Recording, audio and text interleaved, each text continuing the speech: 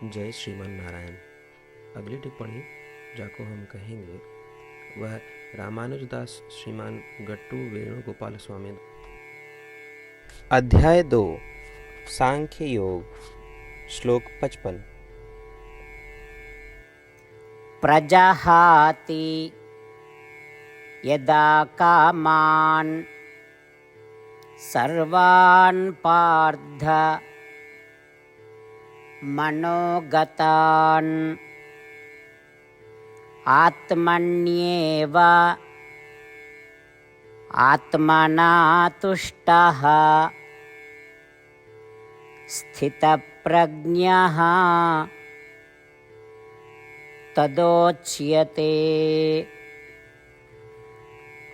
ओम।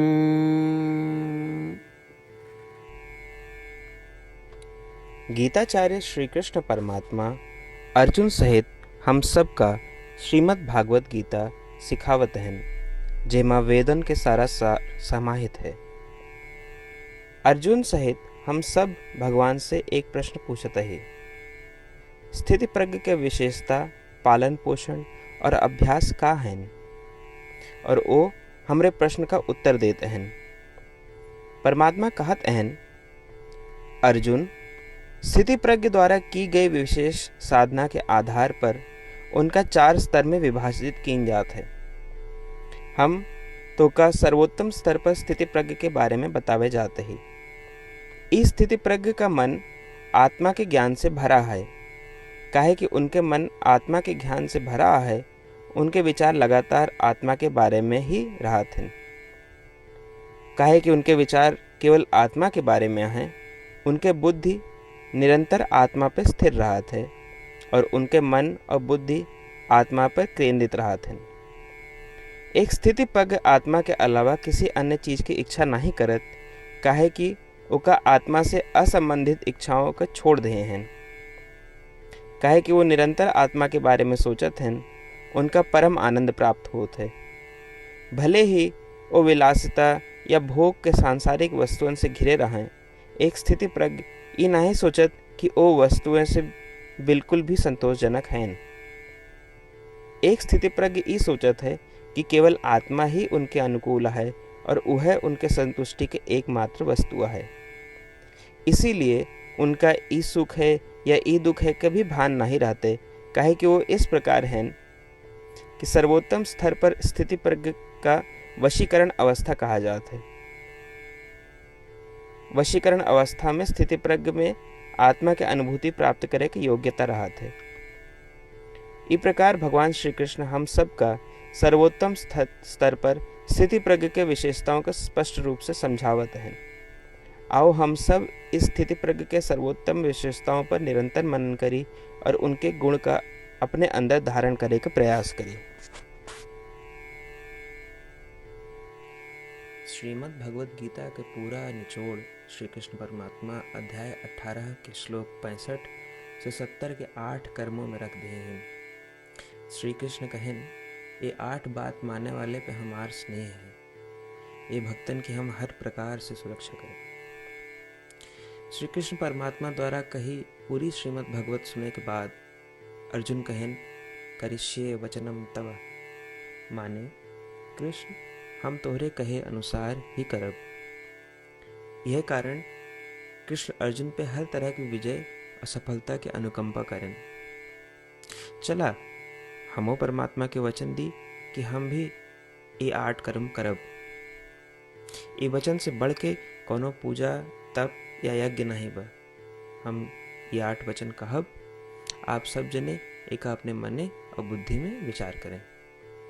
इस प्रकार श्री कृष्ण के निज वचन देते समय परमानंद से प्रकाशित श्री कृष्ण के मुखमंडल के अनुभूति भी करें। जय श्रीमन नारायण। हमारे 8 वचन ये हैं। हमार प्रथम वचन, हे श्रीमन नारायण, आपके निर्देशानुसार हम आपके ध्यान और चिंतन करब। हमारा दूसरा वचन, हे श्रीमन नारायण, आपके समझाए अनुसार हम सदा आपके भक्त रहब। हमारा तीसरा वचन, हम अपन सारा कर्म आपके संतोष और सेवा के लिए ही करब। हमारा चौथा वचन, जैसा आप कहें। हमका पूरा विश्वास है कि हम आपके हैं और हम सदा आपका करबद्ध नमस्कार व पूजन करें।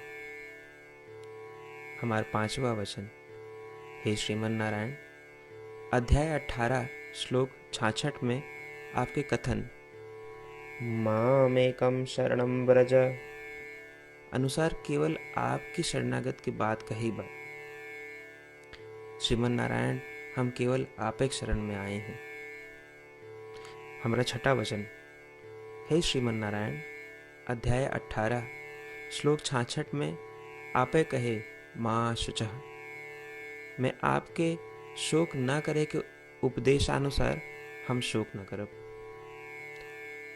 हमारा सातवां वचन, हे श्रीमन नारायण, आपने हमरे खातिर श्रीमद् भगवत गीता दे के हम पे बड़ी कृपा की है। हम नियम से एक श्लोक रोज सुनब या पढ़ब। हमारा आठवां वचन, हे श्रीमन नारायण, आपने सारे लोग के लिए गीता दी है।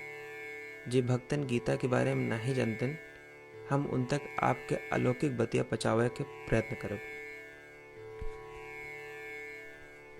अभय हम परमात्मा से अपन 8 वचन बताए। श्रीमन नारायण कया वचन देव कि हर दिन जैसा वो कहे हैं हम वैसन करब, यह एक महान पूजा है।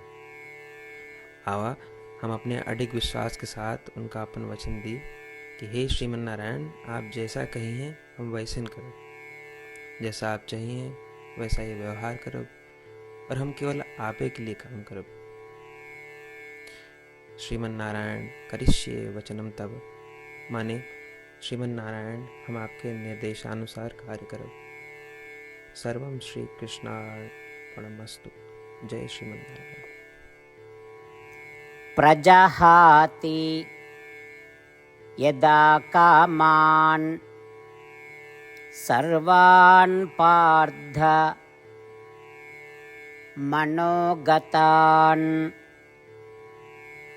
आत्मन्येव आत्मना तुष्टः स्थितप्रज्ञः तदोच्यते। ॐ प्रजहाति यदा कामान् सर्वान् पार्थ मनोगतान् आत्मन्येवात्मना तुष्टः स्थितप्रज्ञस्तदोच्यते। ॐ श्रीमन्नारायण करिष्ये वचनं तव। सर्वं श्रीकृष्णार्पणमस्तु। जय श्रीमन्नारायण।